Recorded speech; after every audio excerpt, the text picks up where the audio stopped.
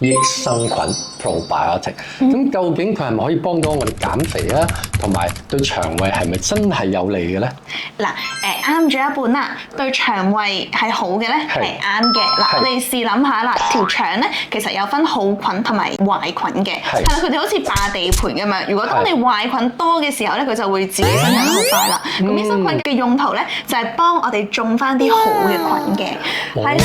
但係咧唔係話，一種益生菌咧就啱晒全部嘅人噶喎，因為我哋都要試嘅喎，試你個腸胃係適合邊一種，種翻落去咧，我哋個腸胃先至會有改善嘅。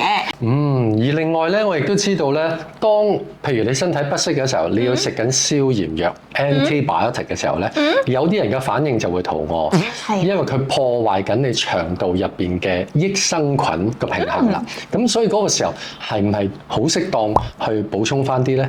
嗱，其實都係嘅，咁但係咧，我哋都要留意翻嗰種嘅益生菌啦，會唔會影響我哋 antibiotics 嘅嗰個功效嘅？係啦，有啲會，有啲唔會，所以你就要視乎翻啦。嗱，咁第二樣嘢啦，就係可唔可以減到肥咧？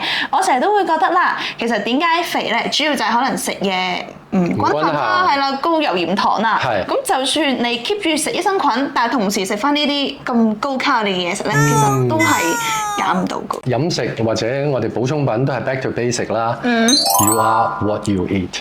啱啊！